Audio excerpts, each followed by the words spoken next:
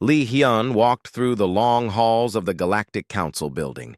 His black shoes made soft sounds on the smooth floor. The walls around him were made of strange crystal that glowed with soft blue light. Alien creatures moved past him, some floating, some walking on many legs, some sliding like snakes. None of them looked at him. To them, he was just another human, nothing special. Li Hyun had been Earth's main speaker to the galaxy for 30 years.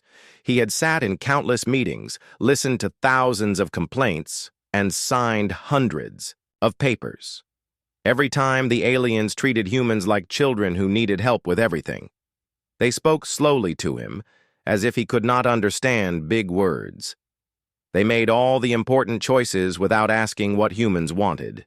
Today was different. Today, Li Hyun carried a message that would change everything. The main meeting room was huge.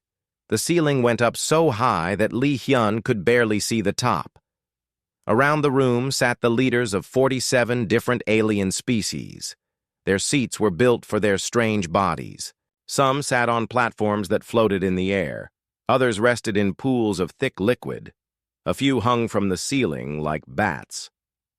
At the center of the room stood Counselor Veltar of the Hegemony. The Hegemony was the strongest group in the galaxy. Veltar looked like a giant spider made of metal and flesh. His 8 legs clicked on the floor as he moved. His 4 eyes glowed red as he spoke. "The Council has made its choice," Veltar said. His voice came through machines that changed alien sounds into words humans could understand. Human colonies will be given to better species.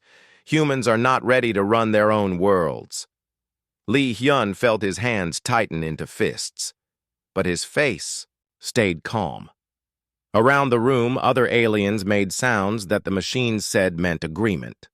The Zephyrians waved their long arms like thin trees in the wind. The Korthak made deep, rumbling sounds in their throats. They all thought this was a good idea. Dr. Park Min-ho sat in the small area for human watchers. He was Earth's best expert on alien life. His job was to study how aliens acted and what they really meant when they spoke. Right now, his face was very angry, but he stayed quiet. He knew this day would come. "Humans work hard," Veltar continued. "You are good at building things and fixing machines, but you think too much like animals. You fight each other. You waste resources. You cannot be trusted with important jobs." More aliens made happy sounds. The Trilaxians, who looked like walking crystals, made musical notes that meant they agreed. The Vorthak, covered in thick fur and sharp teeth, growled their approval. Li Hyun stood up slowly. The room became quiet. All the alien eyes, sensors, and other things they used to see turned toward him. "Counselor Veltar," Li Hyun said. His voice was steady and calm. "I want to make sure I understand correctly. You are taking away human colonies and giving them to other species?" "Yes," Veltar replied. "It is for the good of the galaxy. Humans will still live on these worlds, but under proper guidance. And humans will have no say in this choice. The Council knows what is best." Li Hyun nodded slowly. He reached into his jacket and pulled out a small device. It looked like a simple communication tool, the kind humans used every day. But this one was special. "I have a message from Earth," Li Hyun said. "From the human government, the human military, and all human colonies." The aliens waited. Some looked bored. Others seemed amused, as if a pet was about to do a funny trick. Li Hyun pressed a button on the device. A hologram appeared in the air above him. It showed the Earth from space, blue and white and beautiful. Then it showed human cities, human ships, human people working and living and laughing. "For 30 years, Li Hyun said, humans have been part of this council. We have followed your rules. We have shared our knowledge. We have helped build the machines that keep your worlds running. We have sent our people to fix your broken equipment and solve your problems." The hologram changed. Now it showed human, engineers working on alien machines. Human doctors treating alien patients.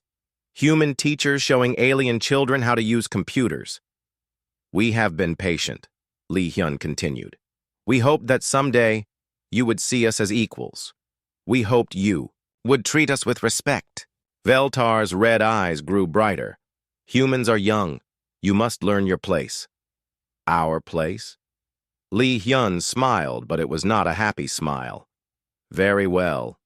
We have learned our place. He pressed another button on the device. The hologram changed again. Now it showed something that made every alien in the room pay attention. It showed human ships, thousands of them, leaving planets and stations all across the galaxy. Effective immediately, Lee Hyun said, his voice carrying clearly through the huge room. Earth withdraws from all Galactic Council treaties. We cancel all trade agreements. We end all cooperative projects. We are taking our knowledge, our people, and our technology, and we are leaving. The room exploded with noise. Aliens screeched, roared, chirped, and buzzed. The translation machines could not keep up with all the sounds. Veltar raised his front legs for quiet. You cannot do this, he said. You need the Council's protection. You need our trade. You will die without us. Lee Hyun's smile grew wider. We will see. He pressed the final button on his device. Far across the galaxy, Dr. Kim Soo-young sat in a control room on Earth. She had been waiting for this moment for years. Her fingers moved across her keyboard, entering the code she had memorized long ago. All across the galaxy, machines began to shut down. Not alien machines, but the human-built parts inside them, the quantum processors that made alien computers work, the power systems that kept alien cities running, the engines that moved alien ships through space. All of these had been built by humans, and all of them had secret switches that only humans knew about. One by one, they went dark. Lee Hyun walked toward the door of the meeting room. Behind him, aliens were screaming into their communication devices, trying to reach their home worlds, but many of their communication systems used human technology too. Dr. Park Min-ho joined Lee Hyun at the door. Together they watched as panic spread through the council chambers. Do you think we are doing the right thing? Park Min-ho asked quietly. Lee Hyun looked back at Veltar, who was frantically trying to contact the hegemony fleet. The spider-like aliens' red eyes were now dim with worry. They wanted to teach us our place, Lee Hyun said. Now they will learn theirs. The two humans walked out of the building and into the bright sunlight of Nexus Prime. Above them, human. Ships were already leaving the planet's orbit. Soon, there would be no humans left in Council space. The galaxy was about to discover what life was like without the species they had called primitive. 6 months had passed since the humans left. At first, the aliens thought it would be easy. They had ruled the galaxy for thousands of years before humans arrived. How hard could it be to go back to the old ways? They were wrong.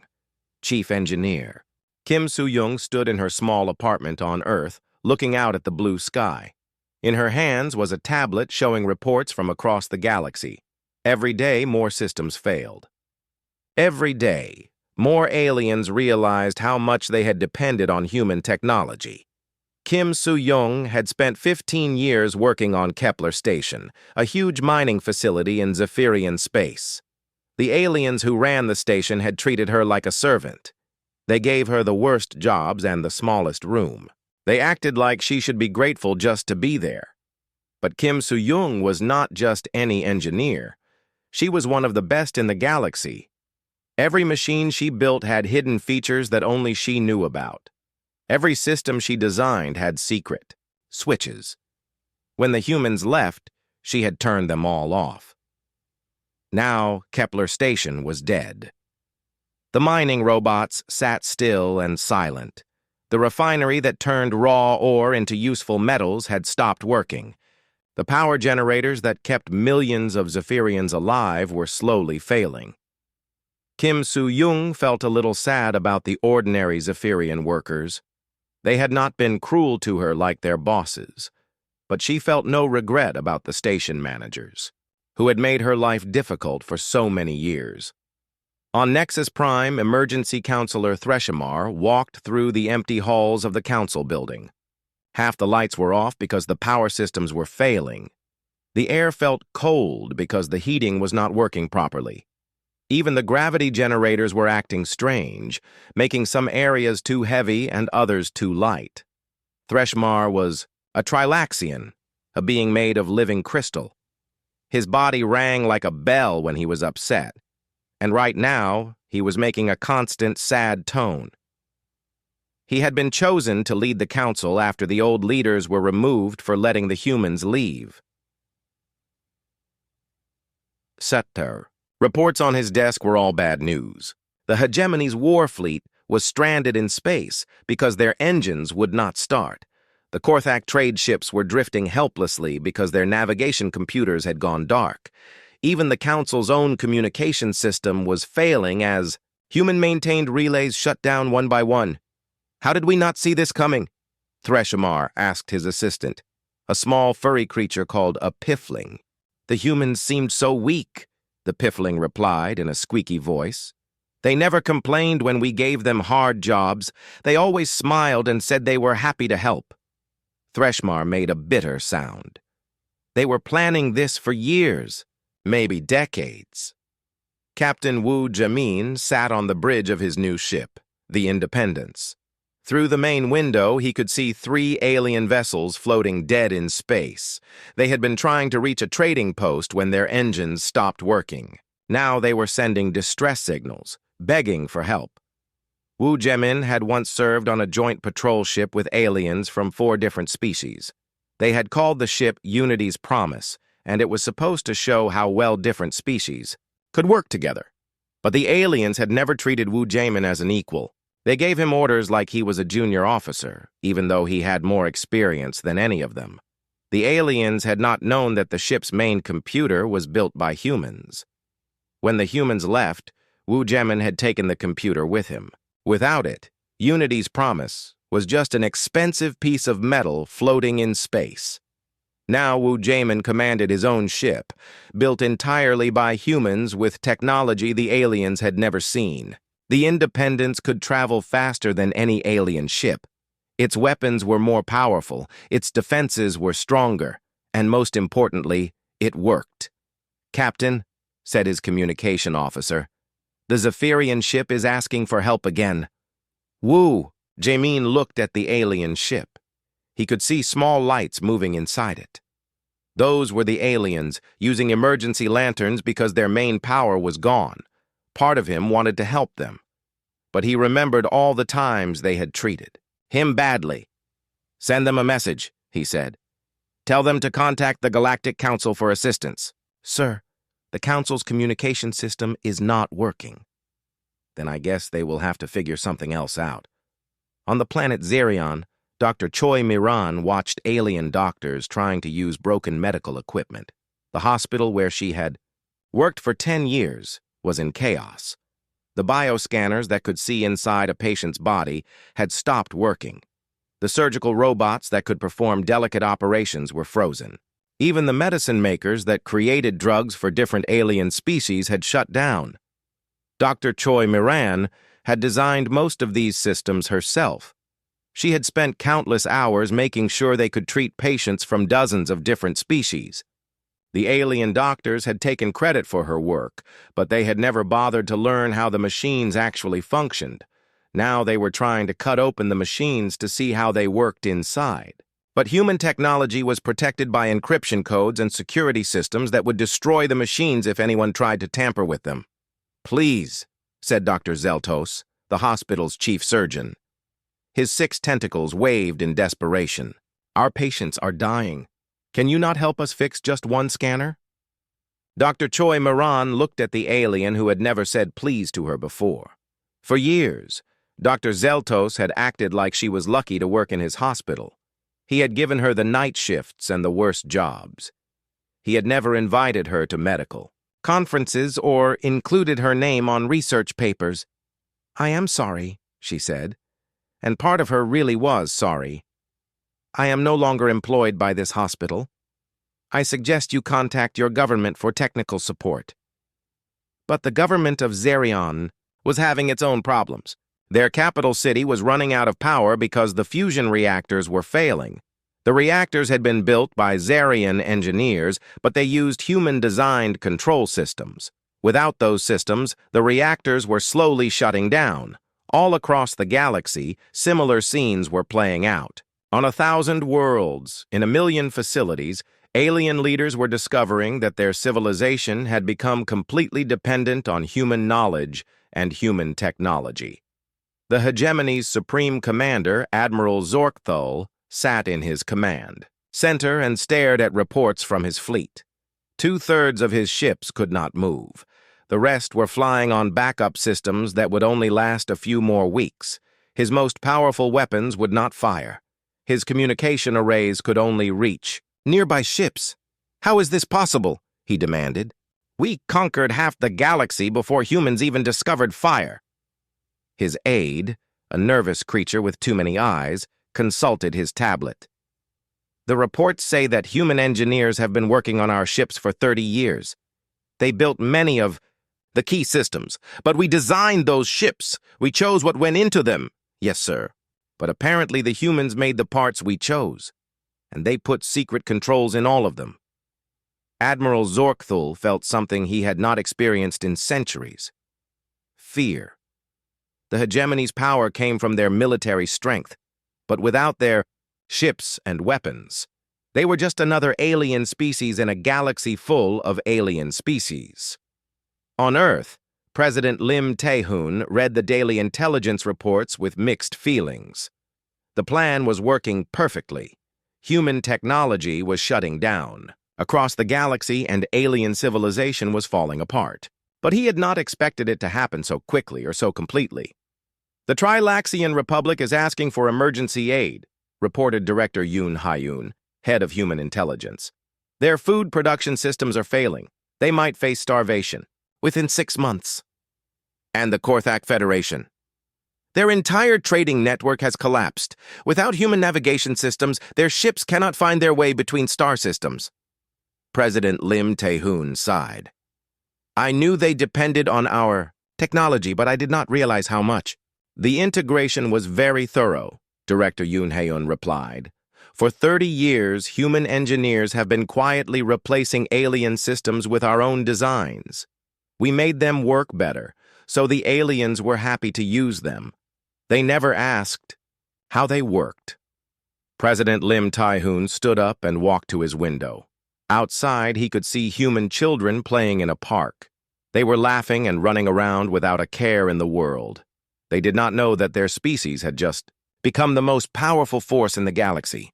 "Send a message to all human colonies," he said. "Tell them to prepare for the next phase. The aliens will come looking for us soon. And when they do, we need to be ready." In the depths of space, hidden human ships continued their journey to new worlds.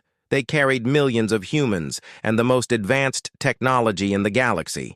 The species that had been called primitive was about to show the universe what they could really do. Behind them, the galaxy burned with the fires of civilization, falling apart. Admiral Zorkthul stood on the bridge of his flagship, the Dominator. Around him, his officers worked frantically at control stations that barely functioned. Half the lights were flickering. The air felt thick and hard to breathe because the life support systems were failing. "Status report," Zorkthul demanded. Commander Hektal, his second-in-command, looked up from a tablet covered in warning lights. "We have managed to restore basic power to 60% of the fleet. Engines are working at minimal capacity. Weapon systems are still offline." "What about the human ships? Have our scouts found them?" "No, sir. It is like they vanished completely. Our sensors show nothing." Zorkthul's metal claws scratched against his chair. The hegemony had ruled the galaxy through fear and superior firepower. But now their ships were barely functional, while somewhere out there, humans were flying around, with technology that actually worked. "They cannot hide forever," he said. "Launch Operation Recall. Every working ship searches for human colonies. We will drag them back and force them to fix what they broke." Light years away, Colonel Han Jiho stood on the observation deck of the Wanderer, humanity's greatest achievement. The ship was so large that it had its own weather systems. Clouds drifted across the artificial sky above the residential sections. Forests and lakes filled the habitat areas where human families lived normal lives. The Wanderer was not just a ship. It was a flying world, carrying 2 million humans to a new home among the stars, and it was completely invisible to alien sensors. "Colonel," said Lieutenant Park Jinwoo, "we are receiving a transmission from Scout Group 7. The hegemony fleet has reached the Tau Ceti system." Han Jiho nodded. Tau Ceti had been one of humanity's first colonies. The aliens would expect to find humans there, hiding and afraid. Instead, they would find empty buildings and dead machines. What about the other evacuation fleets? All 16 colony ships have reached safe positions. The hegemony will find nothing but ghost towns. Han Jiho smiled. The aliens thought humans were simple creatures who lived in one place and could be easily found. They did not understand that humans were explorers. Give humans a reason to leave, and they would disappear into the vast darkness between stars. On the bridge of the Dominator, Zorkthul received the report from Tau Ceti. His ships had searched the entire system and found no humans. The colony buildings were empty. The orbital stations were abandoned. Even the mining equipment had been taken away. "Search harder," he commanded. "They must be hiding somewhere." But deep scans revealed nothing. The humans had not just left, they had cleaned up after themselves. No trace remained of where they had gone or when they had departed. Similar reports came in from other systems. New Geneva, empty. Kepler Colony, abandoned. Humanity's Hope Station, gone without a trace. It was as if millions of humans had simply evaporated. Commander Oh Sung-hee sat in the captain's chair of the escort frigate Defiance. Her ship was much smaller than the colony vessels, but it had a very important job. The Defiance was a guardian, protecting the evacuation fleets from any aliens who got too close. "Captain," said her sensor operator, "hegemony scouts approaching, 3 light cruisers on an intercept course." Oh Sung-hee studied the tactical display. The alien ships were old and slow, running on backup power, but they carried enough weapons to threaten civilian evacuation ships. "Are we in range?" "Yes, ma'am. They will detect our heat signature in approximately 4 minutes. Oh Seung-hee made her decision. "Drop stealth fields. Let them see us." The Defiance suddenly appeared on every alien sensor within 100 million kilometers. To the hegemony scouts, it looked like a human ship had just materialized out of empty space. "Captain Vorgek to unknown human vessel," came a transmission from the lead alien ship. "You will surrender immediately and return to hegemony space." Oh Sung-hee opened a channel. "This is Captain Oh Sung-hee of the human ship Defiance. You are in violation of human space. Withdraw immediately." The alien captain's laughter came through the speakers. "Human space? You have no space. You are criminals fleeing from lawful authority." "Final warning," Oh Seung-hee said calmly. "Leave now, or face the consequences." 3 small human ships against our battle cruisers? You must be joking. Oh Sung-hee looked at her weapons officer, Lieutenant Kim Woo-bin. "Target all 3 ships. Fire when ready." The Defiance's main guns opened fire, but these were not the simple energy weapons the aliens expected. These were quantum disruptors, weapons that operated on principles alien science had never discovered. The beams reached out across space at the speed of light. When they touched the hegemony ships, the results were devastating. The alien vessels did not explode. They simply came apart at the molecular level, dissolving into clouds of basic particles. The entire engagement lasted 14 seconds. 3 hegemony warships became expanding clouds of dust and gas. The Defiance suffered no damage at all.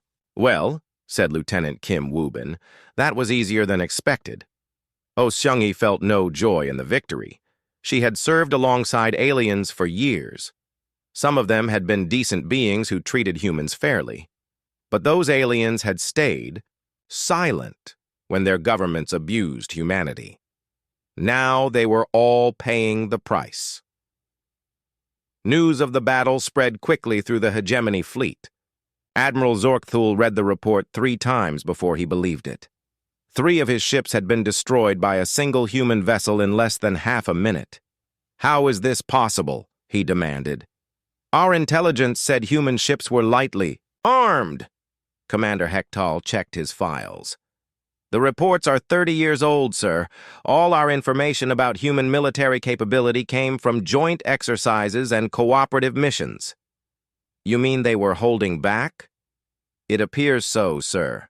Zorkthul felt a cold chill run through his body. If humans had been hiding their true military strength for 30 years, what else had they been hiding? How much of their technology had the hegemony never seen? On the Wanderer, Colonel Han Jiho received reports from scout ships throughout human space. Similar encounters were happening everywhere. Alien fleets would find a human ship and demand surrender. The human ship would give one warning. Then the alien ships would simply cease to exist. The pattern was always the same. Human weapons worked on principles aliens could not understand. Human defenses stopped attacks that should have been devastating. Human ships moved faster and more quietly than anything in the galaxy. "Sir," said Lieutenant Park Jinwoo, "we are receiving a priority message from Earth. President Lim Tae-hoon wants to speak with you." The president's face appeared on the main screen.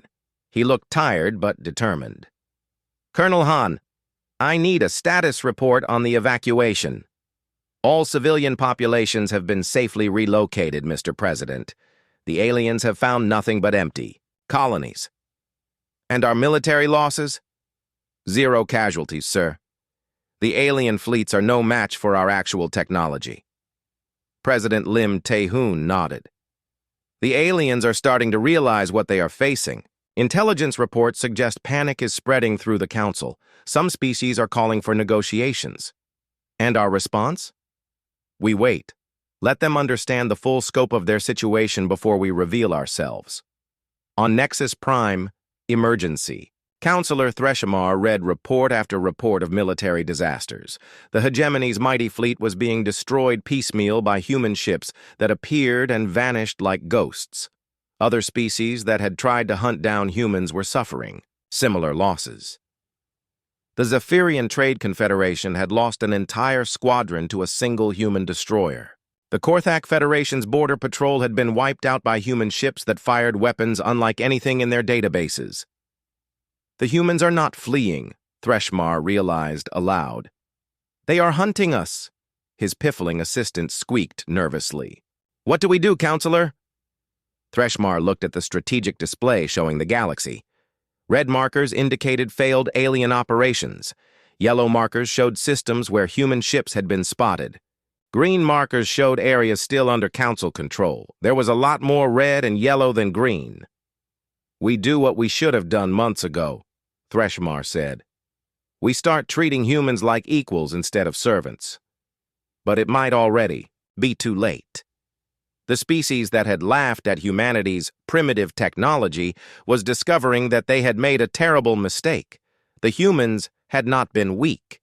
They had been patient. Now their patience was over, and the galaxy would never be the same. 1 year had passed since humanity vanished from known space. Director Yoon Hyun sat in her office deep beneath the surface of Earth, reading reports from human agents scattered across the galaxy. The reports painted a picture of a civilization in collapse. The Zephyrian Trade Confederation was bankrupt. Their entire economy had depended on human-maintained trading systems. Without those systems, they could not track goods, process payments, or navigate between star systems. Millions of Zephyrians were out of work. Their government was printing money to pay for basic services, causing massive inflation. "Director," said Agent Lee Sunmi, one of Yoon Hyun's best operatives, "the situation on Zephyr Prime is getting worse. Food riots started 3 days ago. The government is talking about martial law." Yoon Hyun studied the photographs Lee Sunmi had taken. They showed Zephyrian civilians fighting over basic supplies. The elegant, tree-like aliens who had once looked down on humans were now desperate and afraid. What about the hegemony? Admiral Zorkthul was removed from command after losing half his fleet. The new commander, General Mektar, is trying to rebuild their military using older technology. But their ships are centuries out of date. They can barely leave their home systems. Yoon Hyun nodded. The hegemony's power had come from their advanced weapons and fast ships. Take those away, and they were just another species trying to survive in a hostile galaxy. And the Council? Emergency Counselor Threshmar is facing rebellion on 12 worlds. The Korthak are talking about leaving the Council entirely. The Trilaxians blame the Council for driving away the humans. The reports kept coming. Plague, outbreaks on worlds where human-designed medical systems had failed. Starvation in systems where human agricultural technology had been essential. Civil wars between species that blamed each other for the crisis. On the hidden world of New Terra, President Lim Tae-hoon walked through the capital city of Hope's Landing. The city was beautiful, with tall spires that reached toward the sky and parks filled with earth flowers and trees. Children played in the streets while their parents worked in factories that produced technology the galaxy had never seen. Mr. President, said his aide, Minister Jo Yong-soo, the Colonial Council is meeting to discuss the situation in Old Council space. They walked together toward the government building, a simple structure that housed the leadership of humanities. New civilization. Along the way, Lim Tae-hoon saw the fruits of human independence. Clean energy plants that could power entire worlds. Factories that could build starships in days instead of years. Research centers where human scientists worked on projects the aliens had forbidden. In the council chamber, representatives from 17 human colonies had gathered. Each colony was more advanced than any world in council space. Humans had used their year of freedom wisely. Dr. Choi Miran stood at the podium, her medical uniform decorated with symbols from the Colonial Medical Corps. Her face was serious as she presented her report. The medical situation in former council. Space is critical, she said. Without human-maintained systems, alien hospitals cannot treat many diseases. We estimate that over 50 million beings have died from preventable illnesses in the past year. A heavy silence filled the room. These were not just numbers on a report. They were lives that could have been saved if human doctors had been there to help. Dr. Choi, said President Lim Tae-hoon, what is your recommendation? Some of my colleagues believe we should offer limited medical aid, she replied. Others argue that we should let the aliens suffer the consequences of their actions. The debate that followed was intense. Humans had been treated badly by the aliens, but many still felt responsible for preventing unnecessary death and suffering. Admiral Song Na-young, commander of the Colonial Defense Force, spoke next. The military situation is equally complex. Alien governments are collapsing. Pirates and warlords are taking control of systems where law and order have broken down. Refugee ships full of civilians are fleeing the chaos.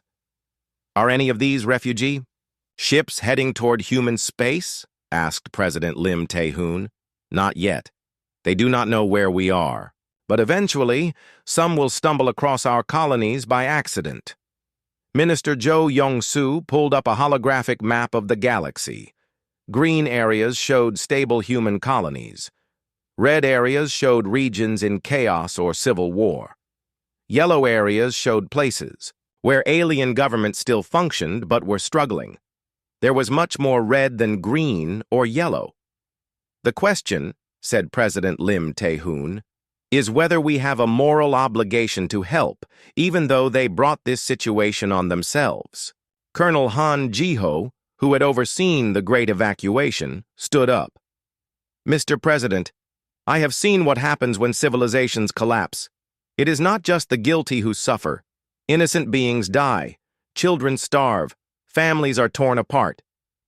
But if we reveal ourselves, warned Director Yoon Ha-yeon, we risk being enslaved again. The aliens might be desperate enough to try forcing us back into our old roles. The debate continued for hours. Some humans wanted to stay hidden and let the galaxy solve its own problems. Others felt that humanity had a duty to help, regardless of past wrongs. On Nexus Prime, emergency counselor Threshamar faced his own difficult choices. The council building was half empty now. Many species had stopped sending representatives. Others had withdrawn from the council entirely. The few remaining counselors sat in a circle, their alien forms looking small and defeated in the huge chamber that had once been the center of galactic power. "The situation is unsustainable," said Counselor Pelnix of the Trilaxian Republic. Her crystal body rang with notes of despair. "My people are dying because our medical systems do not work. Our cities are going dark because our power grids are failing." "The Korthak Federation has the same problems," rumbled Counselor Grexmar. "Our trading ships cannot navigate between systems. Our industrial base is collapsing." Threshamar looked around the chamber. These aliens had once ruled 1,000 worlds. Now they could barely keep their own planets functioning. "We must face the truth," he said.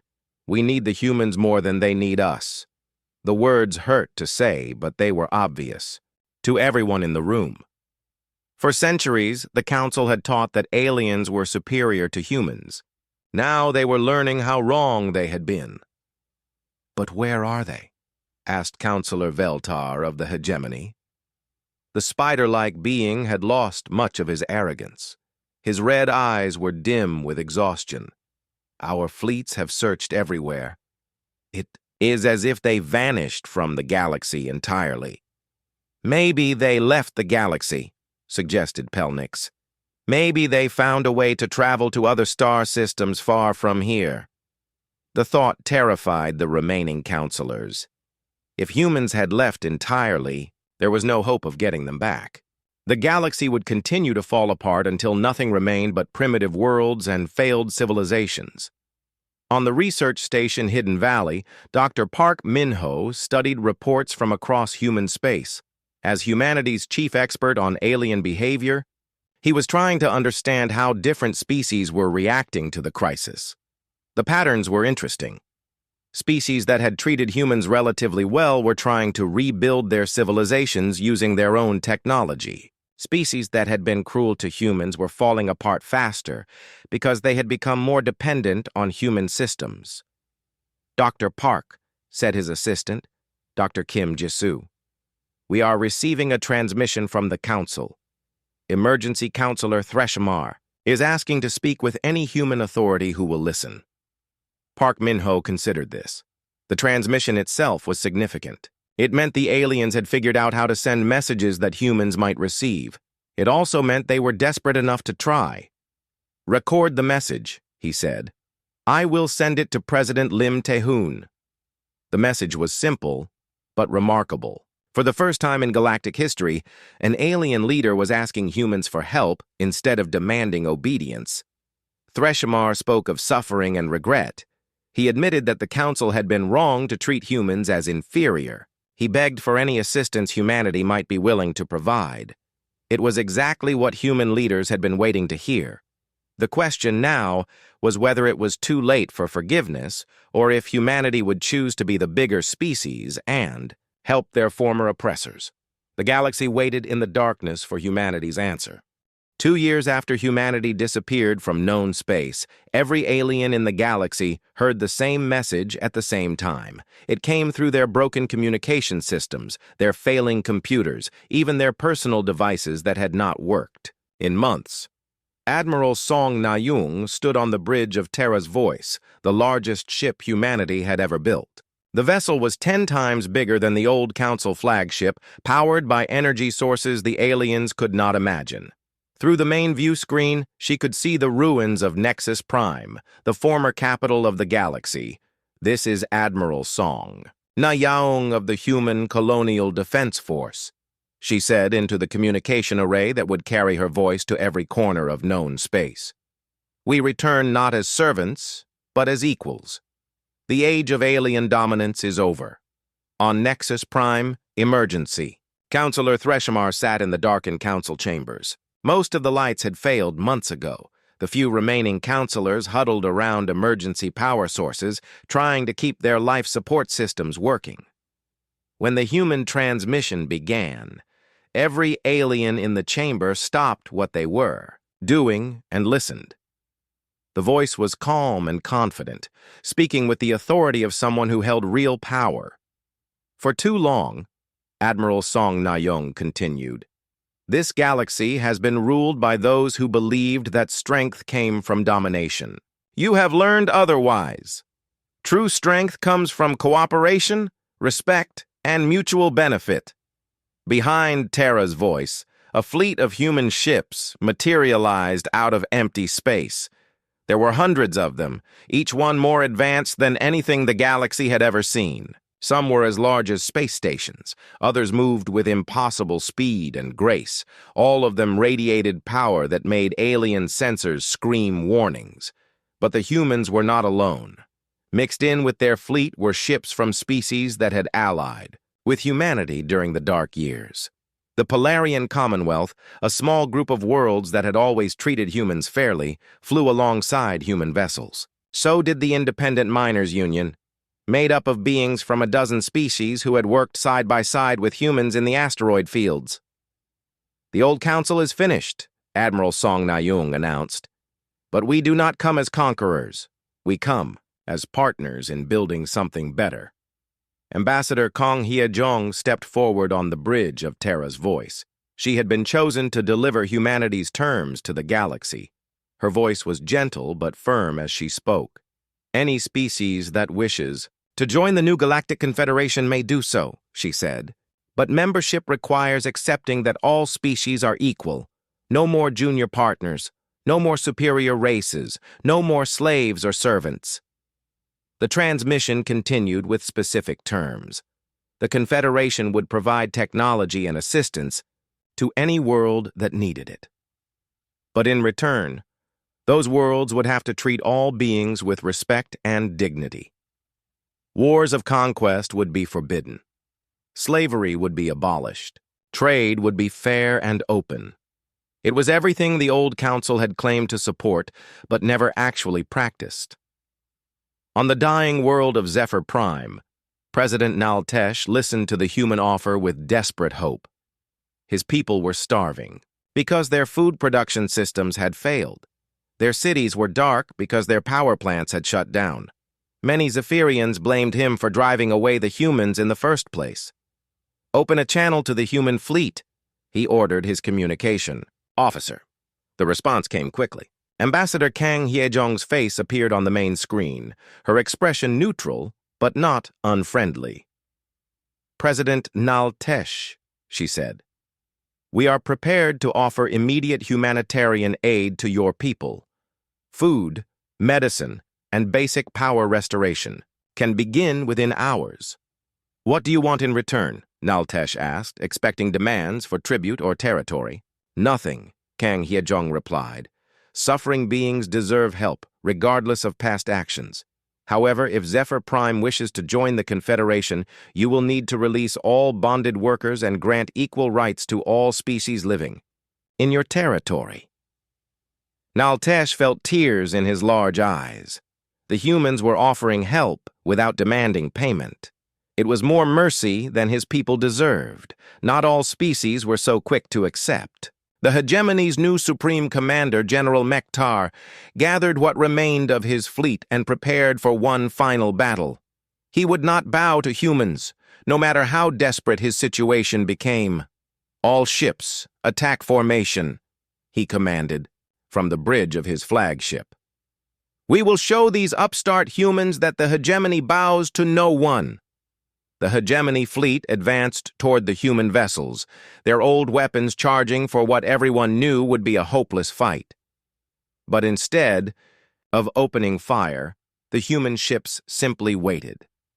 Fleet Admiral Park Soon-ho watched the approaching alien fleet with calm patience. He had no desire to destroy these ships and kill their crews, but if they insisted on fighting, he would give them a demonstration they would never forget.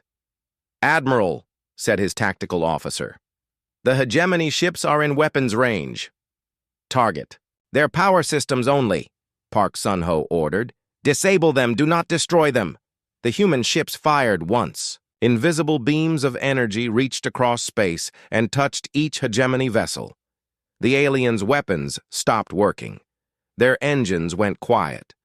Their lights went out. In seconds, the mighty hegemony war fleet became a collection of drifting metal. Shells, their crews breathing emergency air and wondering how they had been defeated so easily. "General Mektar," said Fleet Admiral Park Sun-ho over an open channel, "your ships are disabled, but your crews are alive. You have a choice. Accept rescue and medical aid from human vessels or drift in space until your life support fails." The choice was obvious. One by one, hegemony ships surrendered and accepted help from the beings they had tried to destroy. Within days, species across the galaxy were asking to join the Confederation. The Trilaxian Republic was among the first, their crystal beings, singing harmonious notes of gratitude as human engineers restored their cities. The Korthak Federation followed, their trading fleets once again moving safely between star systems using human navigation technology. Even former enemies found themselves welcomed. The hegemony was allowed to join after they agreed to free all their slave populations and establish democratic governments on their worlds. It was a bitter pill for proud alien warriors, but it was better than watching their civilization die in darkness. President Lim Tae-hoon delivered the founding address of the new confederation from the beautiful world of New Terra. Representatives from over 200 species listened as he outlined the principles that would guide their shared future.